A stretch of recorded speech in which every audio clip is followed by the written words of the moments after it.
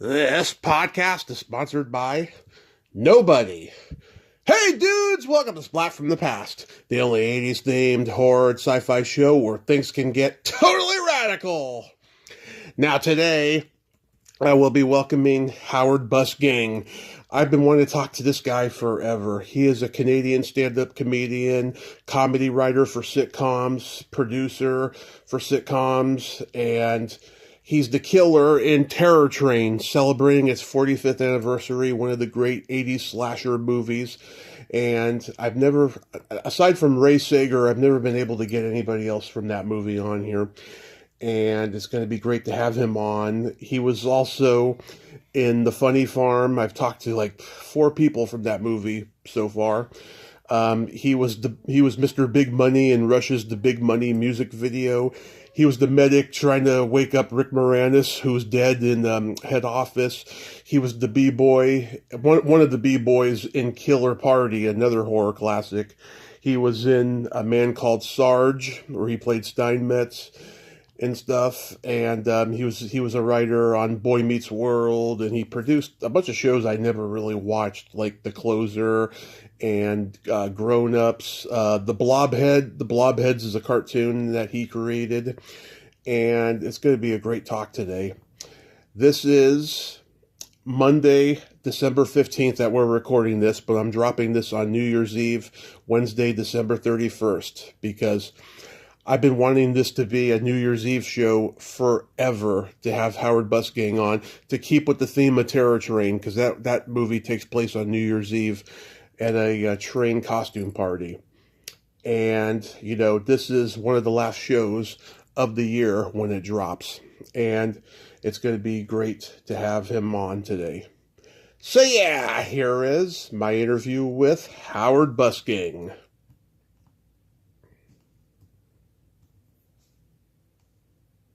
Hey, Howard, welcome to the show. How are you today?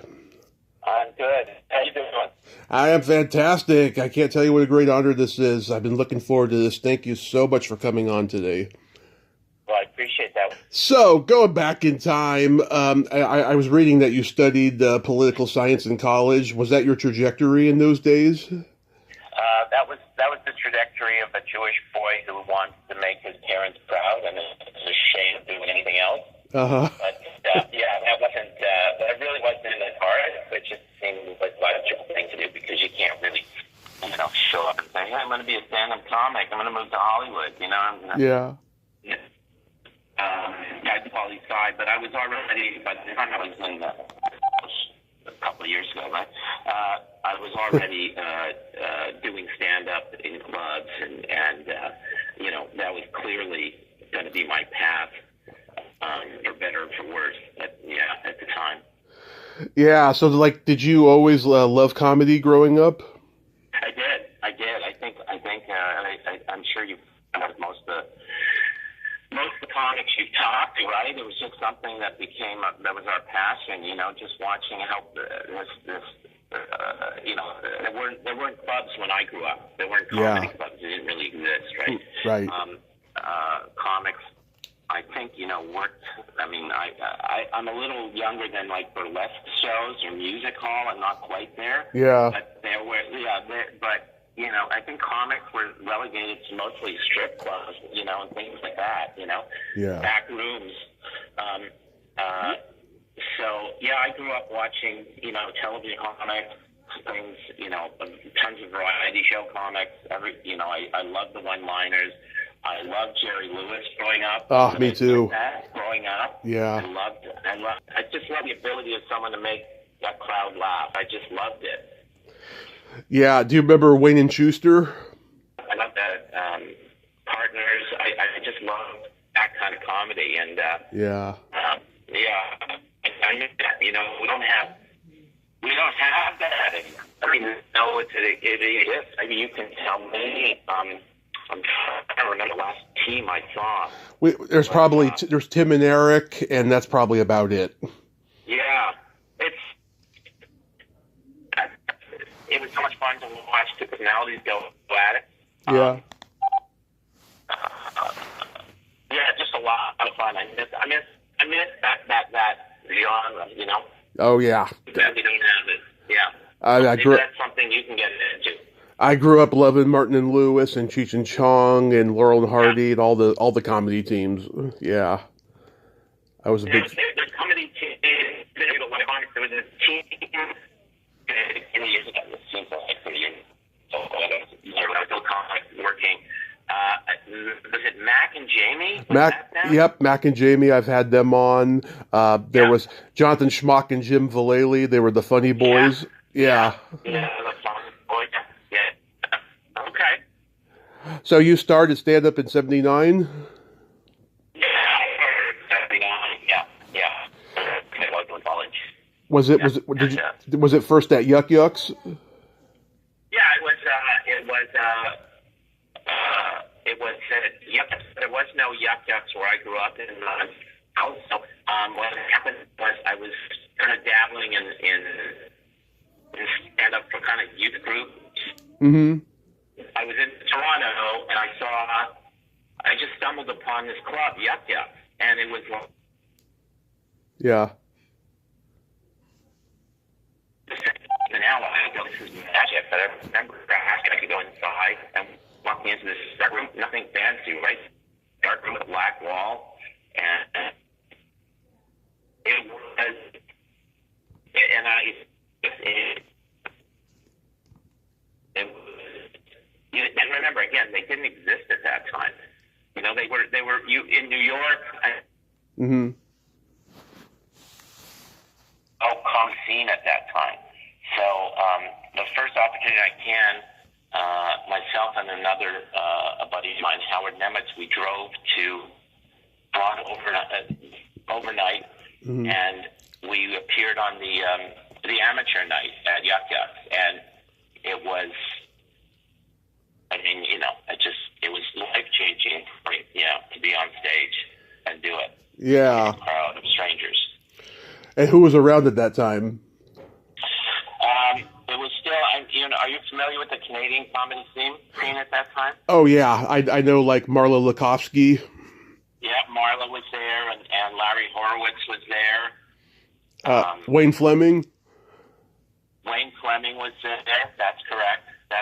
You're better than I am, you know. There were names that no longer, that stopped doing it, who were fantastic. I don't know if you've heard of a name, a fellow by the name of Steve Brinder.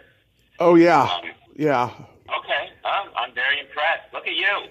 I'm a comedy nerd, man. I always have been. I collect comedians like baseball cards. Well, yes, I mean, I haven't even heard Steve Brinder's name in years, but he was hilarious. Yeah. You know, there were a stable of I might say mostly guys, although Marla, you know, there were a couple of women doing it. But it was, you know, it was a small stable. There might have been 20 people at that time, 30 people at that time. That was it. Yeah, Mike McDonald, Rick Dukeman.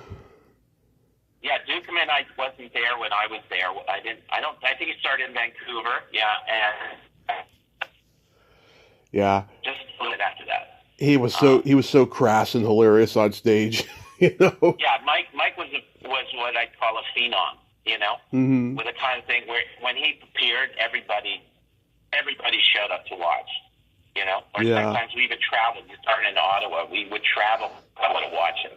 That's the kind of impression he made, right? Mm-hmm. Was Maurice? You know, was Maurice LaMarche around? Maurice, yeah. So Maurice LaMarche was around at that time, and you know, always looked dapper in his suit. Yeah. You know, very professional, good-looking guy in his suit, doing great impressions. He didn't stay very long because, you know, he ended up leaving for LA pretty quickly. But I initially was still living in Montreal, so I had to go back to Montreal and work there for a couple of years before I actually moved to Toronto. And by that time, like, Maurice had left. Jim Carrey was starting out, but he would leave soon. Howie Mandel had started out, and he'd already left at that time. Yeah. Yeah, but it was really a fascinating time, certainly for comedy in Canada. You know, it was really a special time for sure. Jim Carrey, I mean, he was a kid and he was going up there doing all these great impressions and stuff, you know? Yeah, so what's interesting about Jim Carrey was that, again, he was a phenom. We all knew it, but we had all convinced ourselves, like we had any say in the matter, that he was going to move to Vegas and become a great singing impressionist. Mm-hmm. That was in the cards. I mean, it was clear. He was so good at it. He was so polished. He had the act. Yeah, it was like he was done. He was baked. Go to Vegas, be that singing impressionist. You've got your career. But good for him. God bless him. Right? He went to L.A. and he threw away the ventriloquism. Sorry. Yeah. The impressionism and the and he took chances on stage, and we know what the rest is. Oh, absolutely. And Howie, I mean, he got you on the 86 HBO Young Comedian special. Yeah, so I had worked with Howie quite a few times. When I was living in Montreal, Howie would come and work there. There was a club there called Stitches, which wasn't really popular. Howie would come to Montreal and they'd do special kind of concerts with him. When I say concerts, again, the club held like 50 people. It wasn't even a club. It was bar stools and people standing. So that's where I got to know Howie, and I remember his message on how he was doing a show in Vermont, in Burlington, and he had no way to get there, so that's how I became friends with Howie. I ended up being and working with him, at a club in Vermont. And God, I remember crossing the border with Howie. We were crossing the border on the Civic. Yeah. And the U.S. border guard looked in the trunk and he saw this, Howie's act at the beginning was props. Mm-hmm. Partially props. Oh, yeah. And he had this suit called a chipmunk. Yeah. Where he basically had potato chips. Mm-hmm. Right? Stapled onto an outfit. Mm-hmm. And the border guard kept asking, "What is this?" And Howie, if I recall correctly, put on the suit and started doing the act for the guy. And he said, "All right, go through." So, yeah, that's where I got to know Howie, and we stayed friends for a long time. I ended up, being his opening act for quite a few years as well. Yeah, he mentioned you on his podcast not too long ago. Oh, that's Yeah, his podcast has gotten wild. I remember when it first started during the pandemic, and now he's got a band playing on it, and just it's getting more controversial and wild week after week. The stuff that they talk about on there. Yeah. I saw him do it a few last year. Yeah, he's got it really going on there. But Howie's Howie's always been a great entrepreneur. Yeah. He knows how to sell himself, and he's he's been a good friend over the years. That's wonderful. Yeah, I remember, God, just you going up there, you ask the girl what her name is, and then you spray Primatine in your mouth. Oh, yeah, you really do know your stuff. Yeah. Yeah, you got a suit on and glasses. You kind of reminded me of, do you remember Jimmy Alec? I remember, I don't know that I ever met Jimmy. I don't know if he's still around doing it. You would know. I heard a rumor he passed away. I don't know if it's true, though. I'm sorry. Yeah, I don't know if it's true, but that's what I heard. Yeah. But yeah, you just reminded me of him with the glasses and the suit. He did this joke about Roger Daltrey and Pete Townsend going deaf, and that they were going to add a question mark to the Who's name. Yeah. Right. I know. It's funny looking back, especially. I think you talk about the older generations, I guess, of which I'm part of it, and you know how quickly people forget that all this great material that's out there. Yeah. I always wondered what to do about that, because music gets replayed, music gets redone. Right. Music, we're gonna a different take on it, the same song, and comics. Material just goes away and dies sometimes when it shouldn't have. When it should be out there. I always wondered how we could possibly keep that alive, and maybe you could figure that out. I guess you're doing it. I've never been able to figure it out. It's a very weird, tricky thing. It's like speech is different than music. You know, it's an interesting dynamic there. Yeah, but speech can be music too. You know, writing can be literally in the way. But you're right. You're right. Although a great one-liner is a great one-liner. You know. Yeah. For all times. So, how do you get cast in Terror Train? Same way they had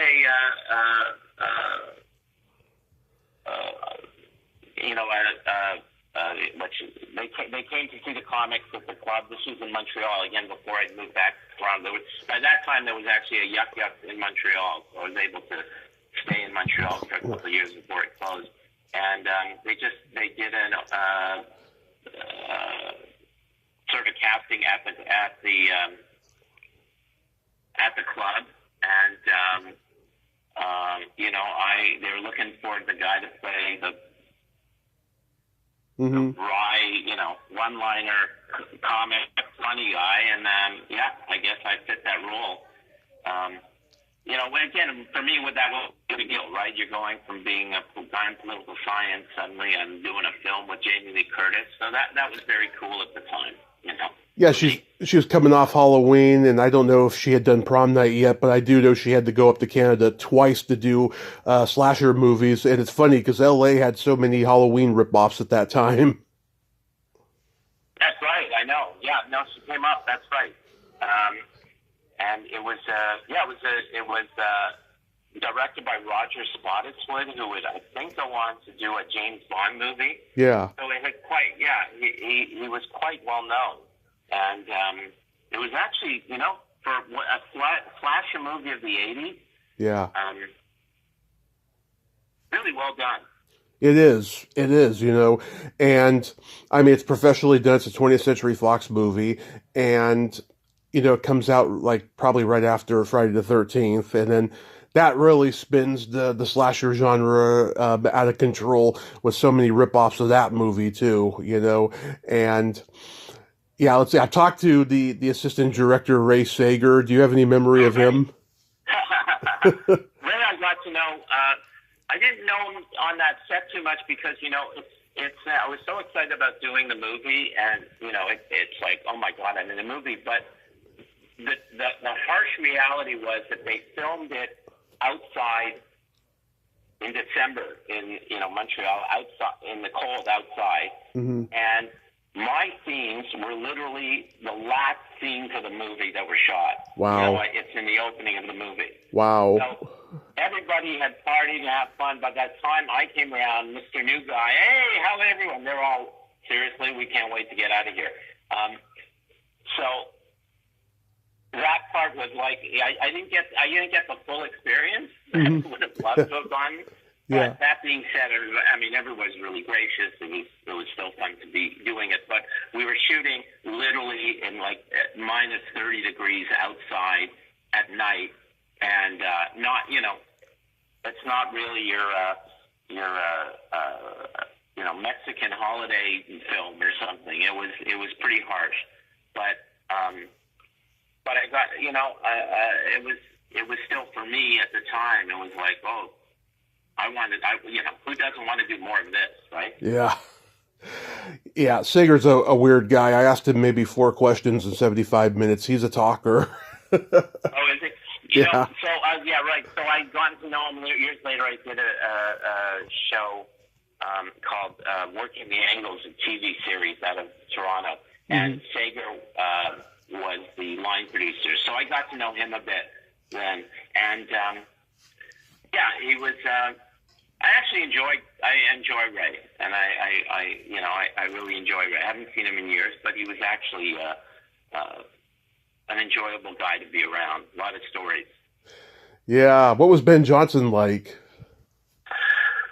I just remember meeting him, and I didn't really, again, have any interaction with the guy. I didn't have any. I'm just, the fact that my name was in a film with Ben Johnson is insane. Yeah. But I didn't really, unfortunately, I didn't really get to know about it. But,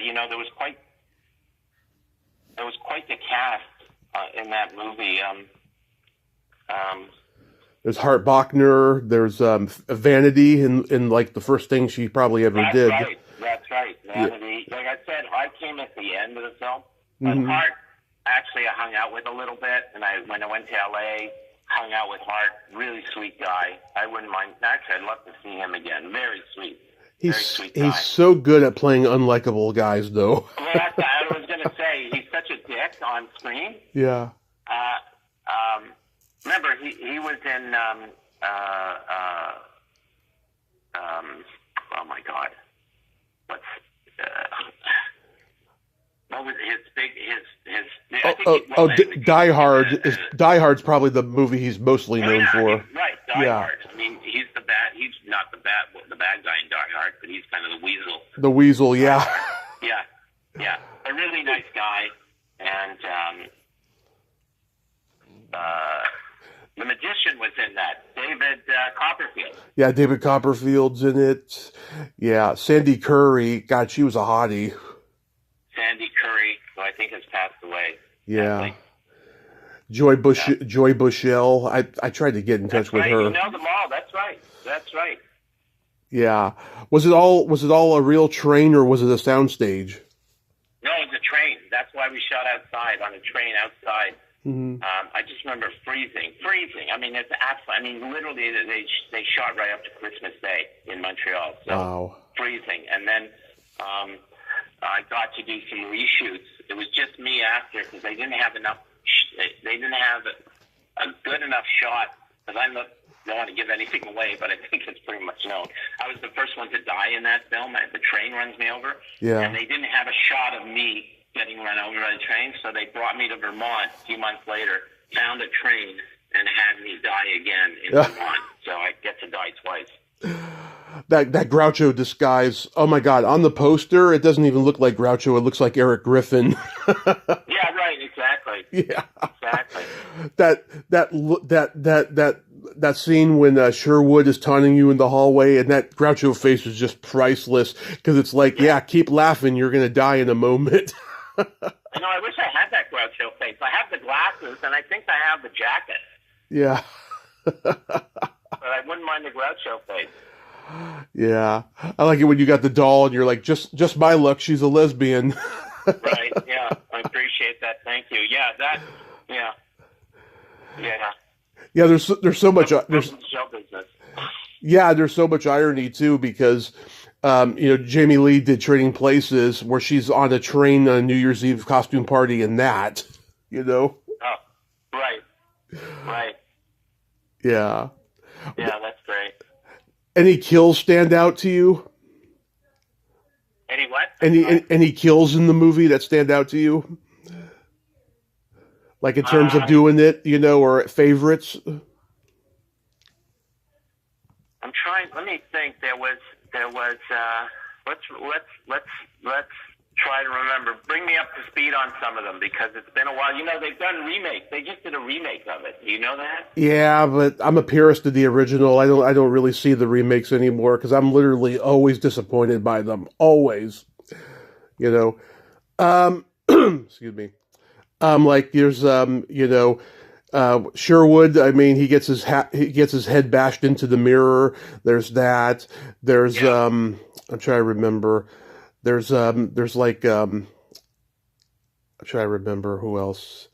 I know. I'm trying to remember. Sandy Curry, she gets her throat slit, but that's off screen. Yeah. Isn't there a dismemberment or a head being? I'm pretty sure there is. Sliced off head. Yeah. Probably.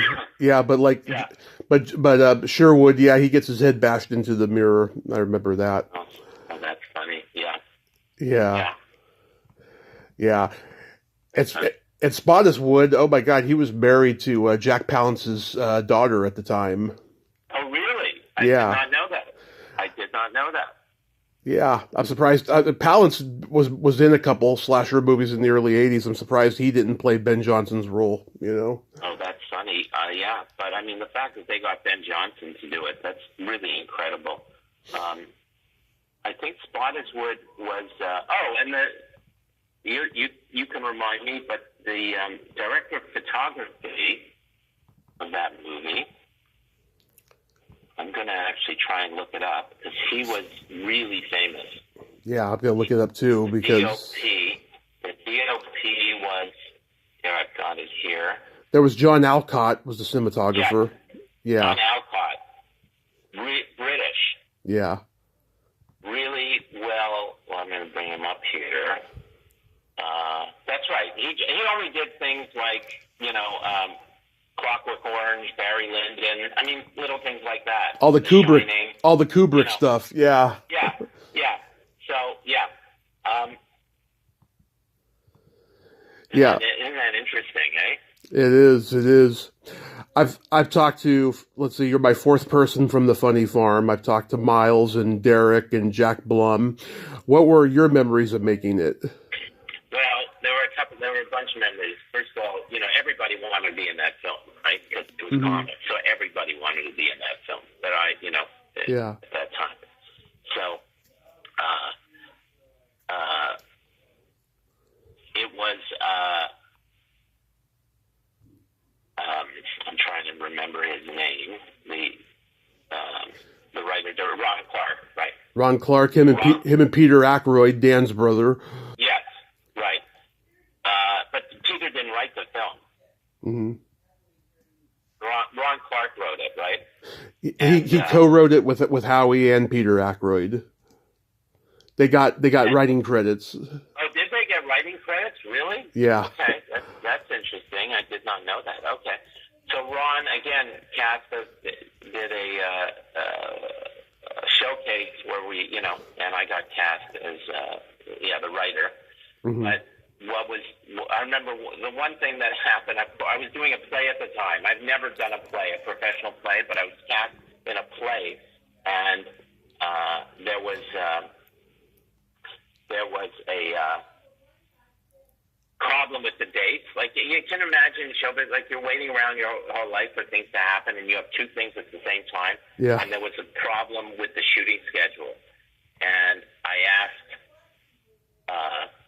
I remember going to Ron Clark's house at night and begging him if he could move the shooting schedule so I could do both. Yeah. which he absolutely said no.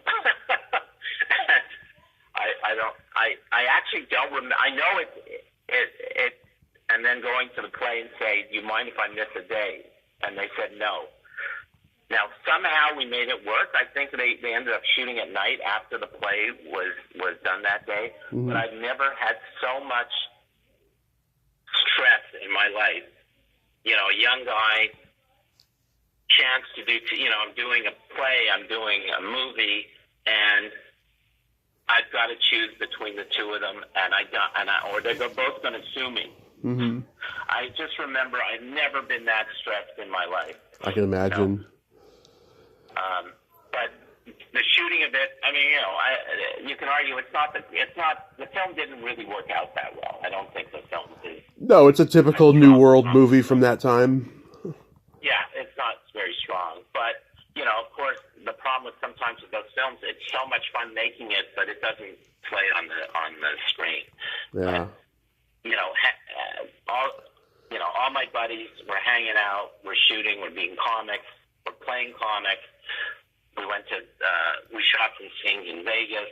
So you can imagine, it was a great time. It was really a blessing to be able to do that. It's just too bad that the film itself, of course, was kind of panned. But Tracy Bregman is in it. She was in it. She was in Happy Birthday to Me, another slasher movie at that time. Yeah.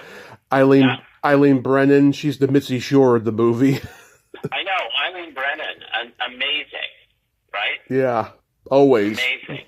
Yeah, amazing, always. And Miles. And did you talk to Miles? Miles, yep, I talked to him years ago. Is he still acting? I'm wondering if he's still... I think he does it here and there. Yeah, I know he lives in New York. He does it here and there. Okay. Great fun. And Mike McDonald was cast as the outsider, but again, it didn't really... Mike always had a thing about Mike McDonald. He was always on the verge of breaking out. Yeah. But he just was missing whatever that quality was, Yeah. That. Well, he was always playing older than he actually was. If you see some of the Corman movies he did after this, he plays authority No. figure. He's like 30 playing 50, you know? Oh, is he? Yeah. Oh, is he? Yeah, he did this one called Recruits. It's kind of a police I don't know academy that. ripoff that Corman produced. Yeah, like in that and stuff. Yeah, I don't know why he didn't break out. He was pretty funny. No, he's really. I mean, his stand-up was brilliant. Mike Mayo. If you look back at it, he didn't really play levels. He kind of played this one, mean guy. And the problem with Mike was that he didn't have. It was terrible, but there wasn't a lot of redemption around him. Like he was actually kind of that guy, Hmm. So, and I think audiences saw that a little bit. Where's the nice guy, And Yeah. Mike had trouble playing the nice guy, to be honest. Oh yeah. Did you get to meet Jack Carter or Steve Allen? Because they're in the movie. Steve Allen, but I met Jack Carter. In fact, I did a scene with him that got cut from the movie where they discover that I'm his actual son. Hmm. And but it wasn't. It was a very serious, dramatic scene where I play his son, and I go to him, Hmm. trying to get help, and he turns me away, and it didn't make the final cut of the movie. So I did get to meet him. I got to play him. I have pictures of me with Jack Carter. Hmm. Again, for me, it's a thrill to meet one of these old guys. But Jack Carter was who he was. He was kind of that acidic kind of guy. Yeah. Yeah. Not a lot of levels to that guy, but funny is funny. How did you get to be in the Rush video for The Big Money? Okay, that's great of you to ask, because I want to ask you where you saw that, because I tell people, I was in a Rush video, Hmm. and they're like, you were? And the funny thing was, I didn't really even know who Rush was. Right? Wow. I'm this idiot comic, and I didn't, Rush, I didn't live in that world. Yeah. Well, I mean, it says it on IMDb, but I don't see you in the video. No, so what happened is I got cast again in Toronto. I got cast to be this in the music video at that time. Again, music videos were huge. And I remember meeting Geddy Lee. I guess I met some of the other guys. I don't remember. But we shot on a sound stage, and I remember, basically I was, it's shot to music. So I'm a guy standing on a big table, people all around, and I'm just throwing out gobs of money all around, right? Mm. I'm just throwing money all around. And I remember seeing it. I did see it at some point, and I thought, this is really good. But they told me that they ended up making it a performance video, which is what they're known for anyways. Yeah. So the one they released is a performance video. And I have not seen what happened to the lost Rush video of Big Money. But it's funny that you've heard of it. That's actually... I'm a huge Rush fan. I saw them 10 years ago on what was to be their farewell tour. Now they just announced they're doing a reunion tour without Neil Peart, the drummer.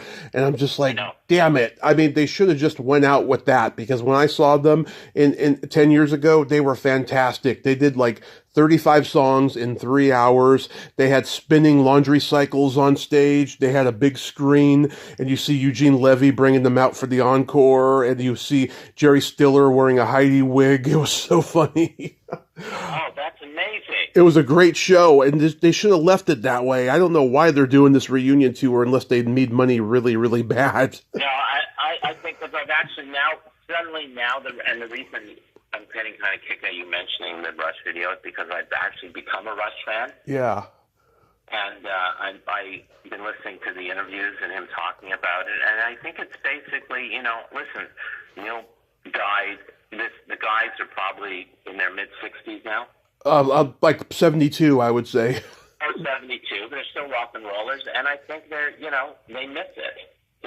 That's kind of the feeling I get. I can't see it being money at all. I think it's just they miss the action, And I don't know. think they have a drummer, it's a female drummer, right? Yeah, they got a female drummer. I haven't Yeah. I haven't seen them with her, but I know that she does exist. Yeah, I mean, she's going to be unbelievable. But I think they went to his Neil's family and said, "Is this cool?" And they said, "Yeah, go ahead." And she's a really respectful, good. This was a band that didn't. They really got along, right? They were real families. Oh yeah, they didn't want to be like other rock bands. The only TV show they ever did, or two, they did Don Kirshner in the beginning because they needed exposure, and then they did SCTV in the Mackenzie Brothers sketch because Geddy has known Rick Moranis since they were in kindergarten. Oh wow! Yeah. Wow! Yeah. And by the way, you worked with Rick Moranis in head office. Yeah, yes. My relationship with all these people is so fleeting. Yeah. Like a scene here, a scene there, head office. Yeah, I got to play with You're like a paramedic. You're trying to make sure that he's dead. Yeah, bring him back. Yeah. To life. Yeah. And all I remember the direction was, if you keep pushing that hard, you're going to break his wrist. Yeah. Yeah. Diane Robin plays the secretary. She's a friend of mine. She's so funny. Just the way she delivers, he'll still be dead after lunch. Yeah, that's funny. That was Stuart Gillard direct that? No, that was Ken Finkelman. Oh, it was Ken Finkelman, right. Yeah, thank you. Of course. Yeah. Yeah, Michael O'Donoghue wrote that movie. Oh, really? Yeah. Okay. And he's in it, too. And it took me years to realize it was him because he didn't look like he did on Saturday Night Live. He was made up to look like a respectable businessman, Oh, funny. That's funny. Yeah. Yeah, all these moments, it all added up to kind of a respectable career, like a good career. But,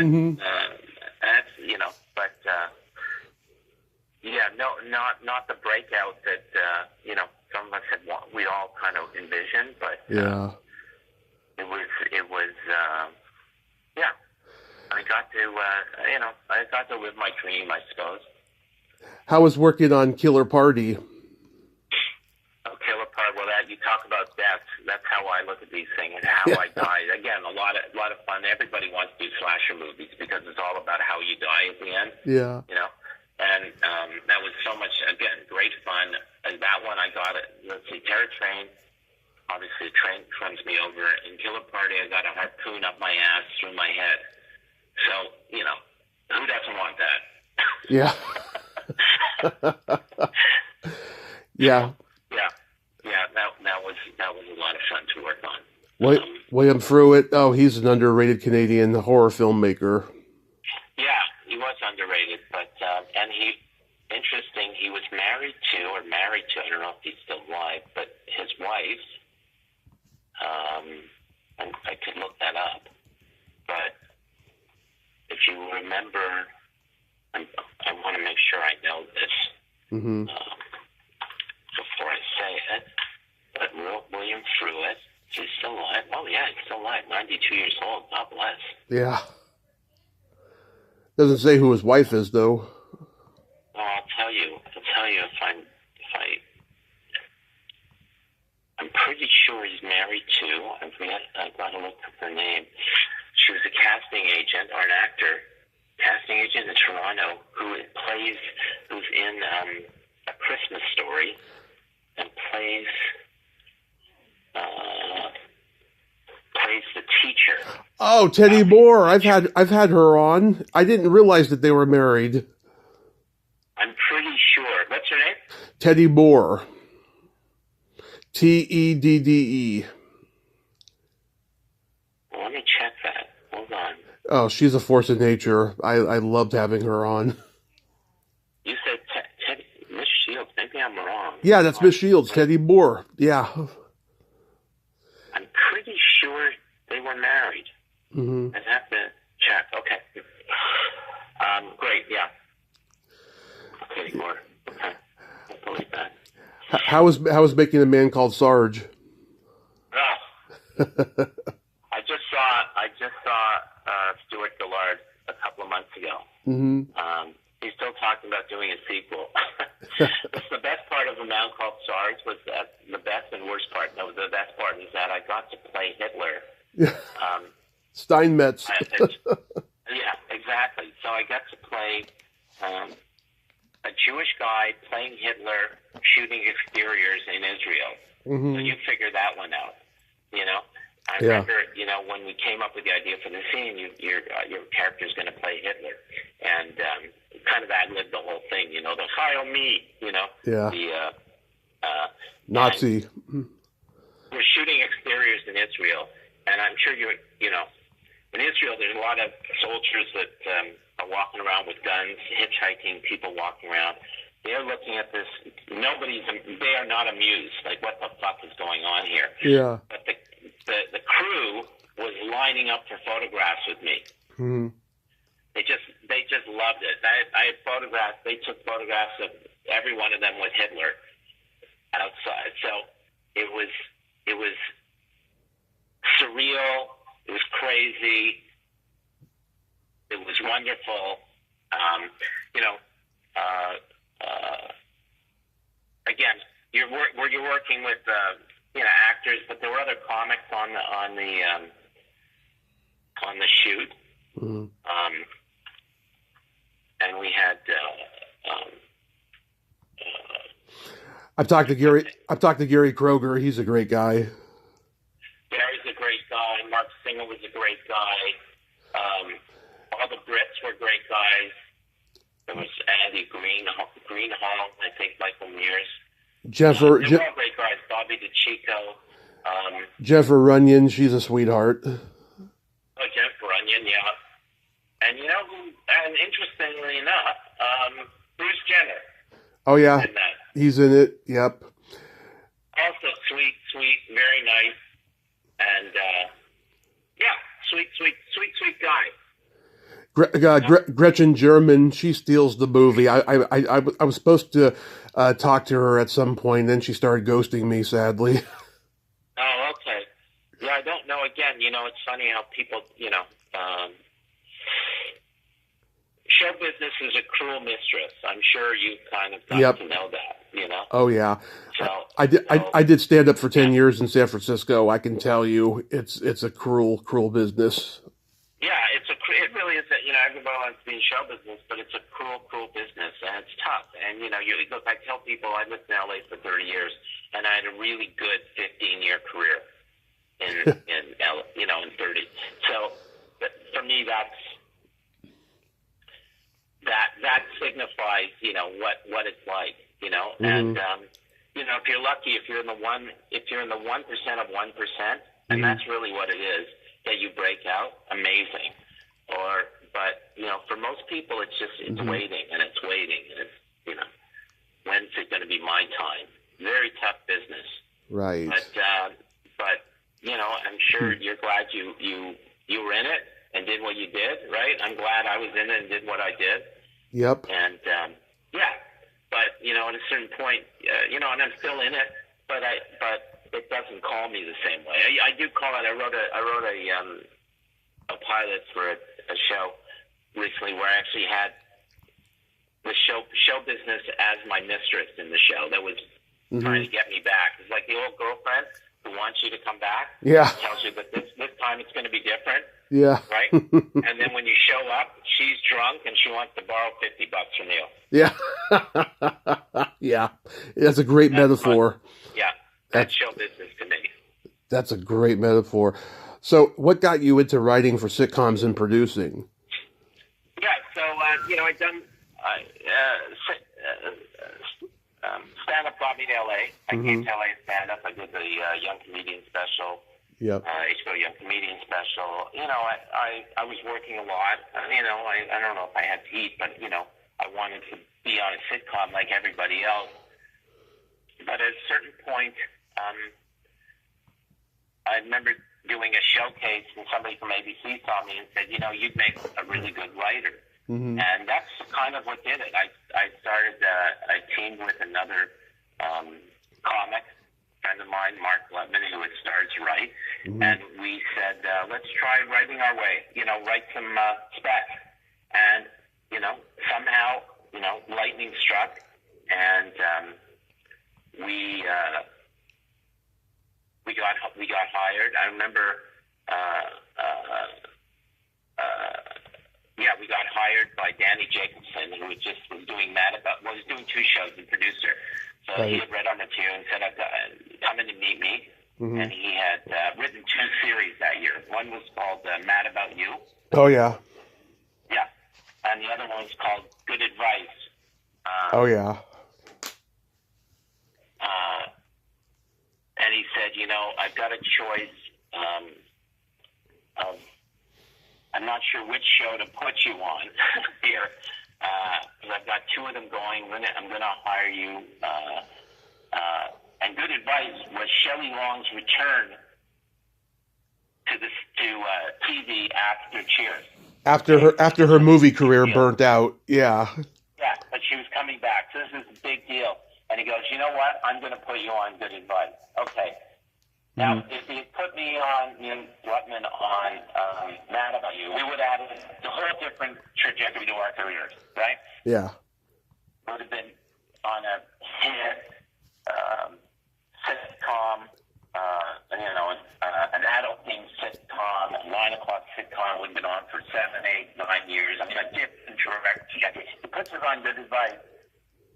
In 9 months, we did 6 shows. They kept firing executive producers. They kept letting the staff go. They only kept us around because they said we were too cheap to let go. Mm-hmm. Like, they didn't cost us anything. They actually called Love and I the cockroaches. Yeah. Because we can't kill them. It wasn't worth it. So we would just sit in our office, literally alone in the building, wondering what's going on every day. We literally had no idea. It was just a nightmare. That was welcome again to show business. But from that we ended up. I remember walking one day to the office at TriStar, which is where we shot the show, and talking to the head of TriStar. His name was John Feldheimer. And he said something about, he asked us, are you Canadian? I said, yeah. I've got a show in Canada. Will you guys go up and work for it? And we yeah, sure. So we did a year. We went to Toronto and shot a show called The Mighty Jungle with animatronic animals about a family that owns a zoo but lives among the animals. And then when we came back, we got hired on Boy Meets World. Mm-hmm. So, that's when the career, the writing career was really working, was firing on all cylinders. So, yeah. I grew up a major ABC TGIF kid, and I used to watch Boy Meets World. It was one of those shows that I would just watch, and I listened to the podcast that Danielle Fishel and Will Friedle and the other kid do. And you wrote one of my favorite episodes, the one with Mickey Dolenz and Rick Nielsen and Billy Vera, who I've interviewed. Oh, great, yeah. Yeah. Well, we had a lot. It was really, like anything in showbiz, it was the best of times, the worst of times. Like, there were some years that were unbelievable, some years that were very tough. Yeah. Because depending who you're working with and what they're going through in life. But, all in all, the crew and the cast and especially the writers became such good friends. It really was a family. But, like anything in show business, it was a lot of work. It was hard. One of the writers, Matt Nelson, used to say to us, it's like we're going to work in a minefield every day, and if we only get our legs blown off, it's been a good day. Yeah. That's the reality. And not to be Debbie Downer here. Yeah. It was hard work, a lot of pressure, but it also, that's the thing that bonds you forever with some of these fellas and writers and actors. So, and we didn't know that we were making a show that would last for years. We didn't even, we didn't realize that. Yeah. Nobody did. But, and if you listen to the podcast, they talk about this as well. Oh, yeah. We were all just doing our best, and but we knew it was special. We knew it was different. It wasn't like the other shows. It wasn't like Full House, right? It was, yeah. It had a lot of heart. It had a lot of meaning. It had a lot of depth to it. Yeah, and I loved the episode. You were probably there when they did it. I can mention this episode to anybody of my generation, and they know exactly the one I'm talking about. The one where Sean is in a cult. Oh yeah. Yeah, Jerry Levine is the cult leader. Everybody in my generation knows him as Styles in Teen Wolf. And so, like, when that episode first aired, I was just cracking up seeing Styles play a cult leader. It's funny, Jerry Levine is this charming, really sweet, also really eccentric actor. He can play an insidious character like that and just be likable, Right. Yeah, that's a classic. It was called Cult Fiction. Cult Fiction. Yep, that was the name. Yeah. That was hilarious. Yeah, we got to do a lot of things. Again, when you're, we got to work with. We got to work with Phyllis Diller on a show. Oh yeah. With Robert Goulet on a show. Yeah. Robert Goulet coming in and going. He said, the reason that they worked on it generally was they didn't know the show, but their kids or their grandkids would say, "You got a chance to be on Boy Meets World, you got to do it." Mm-hmm. So yeah, it was for us. It was just the chance to work with some of our idols. Was amazing. Yeah, it was special, and lucky I got that opportunity. And we were also very successful. We wrote a lot of shows. My partner and I wrote a lot of shows for that show, and it was quality. So it's listen, in show business you get to do a few good things that you can be proud of. Right. I think that's successful. Right. And you also had a cartoon called The Blobheads. Yeah, the Blobheads is great. I have people get in touch with me about the Blobheads. It's one of those things that's very, it's very culty. Yeah. So that was a show.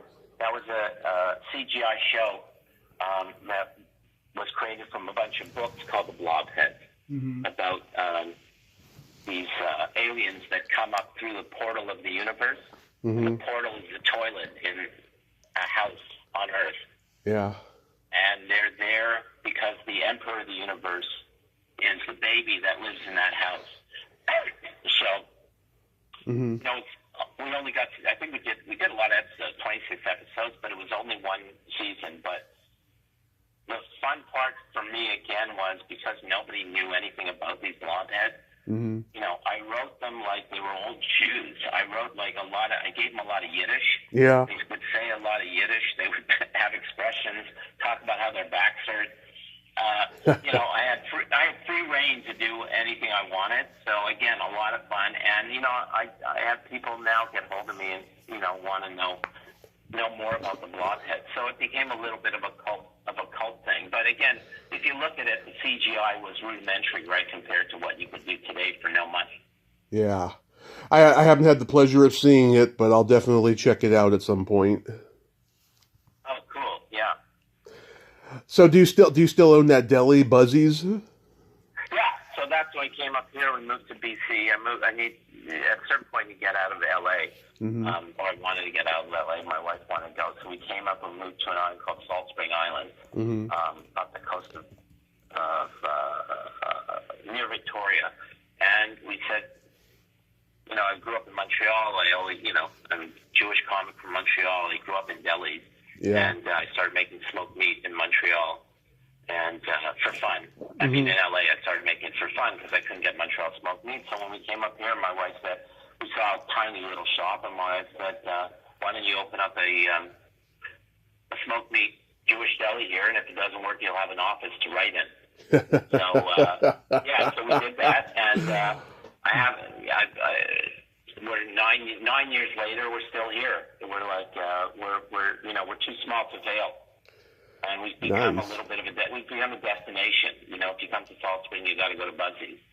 And what made it fun, I made the place a little homage to comedy, to our careers. There's, like you talk about older generations, not being remembered. So I have jokes on the walls that are all from people that well, people we remember. I mean, there's Rodney and, there's Stephen Wright. Right. But, I'll have jokes from oh God, like, I'm trying to remember who from, just comics from vaudeville comics have one-liners on the wall. I don't name my sandwiches after anybody, but the place is filled with memorabilia from comics and from the past years, and we put little jokes on every sandwich. Again, jokes that people don't remember, one-liners. Yeah. Because I want people to remember, Myron Cody Fields, for example. Like, who remembers Cody Fields, right? Oh, yeah. And, see, I have a joke on her wall. On the wall from Cody Fields, it says, I've been on a diet for 4 weeks, and all I've lost is 4 weeks. Myron Cohen, Herky Styles. Myron Cohen, correct. All these, right? So we fill the walls, and we're a Montreal Jewish deli on an island with more bears than Jews. What are some of your menu recommendations? Well, that's the other thing. I probably have one of the only menus that's been written by a comedy writer and then punched up by other comedy writers. Yeah. So I have instead of a Reuben, I go, anyone can have a Reuben sandwich, which is like a grilled smoked meat sandwich with right. Swiss cheese and Russian dressing and sauerkraut. But ours is called the Rabinowitz. The Rabinowitz. Yeah. And then we have our big sandwich, which has the potato pancake inside the sandwich. We call it the Hungry Jew. So it's great. You have people coming in who've never met a Jew before, coming in and going, these are like people of the forest. Lumberjacks come in and going, give me a Rabinowitz and 2 hungry Jews, and that makes my day, just hearing them say that. Yeah, that's so awesome. What else do you got going on these days? Anything showbiz related? Yeah, well, we're still writing pilots. It's show business, and maybe you talk to a lot of people about this. It seems like everything, as things change, show business too has changed. Of course. Becoming very difficult to get things out the gate. But I've written a couple of pilots over the last 2 years, but nothing sold just yet. And I'm writing a little bit of a horror movie now with another sitcom writer. We're going into the horror movie business because why not? Mm-hmm. And who knows? The thing about being creative is you got to keep doing it. You never stop. Mm-hmm. And I think most of us, you get tired of being judged by everybody. You're only as good as somebody tells you you're good. But that's not really true. So still at it, still working. I think I'm better than ever, and we'll see. If I sell something, that would be great. If not, I'll be remembered on interviews like this someday. Some alien will find this out in Mars. This interview. Yeah. Would you ever? What's a Busgang? Yeah. Would you ever go back to stand up? No, I do think about it. But you know what? This is the sad part. I the thought of getting up at being up at doing 11 o'clock. Yeah. At night, I do 11 morning show, but an 11 o'clock show at night. Yeah. Not that interested in. So I get to do my shtick at the deli. I get to be the funny guy at the deli, and that kind of feeds the beast. That is so awesome. If I'm ever in town, I'll let you know. I would like that. And you are where? You're in Modesto or something? Modesto, California. Yep. Okay. Where's that? Northern California? I should know this. It's like across it's across the bay from the Bay in the Bay Area. Oh, okay. Well, you have an open invitation to come visit me, my friend. I would love to meet you in person. I would love that. That would be awesome. I would love that as well.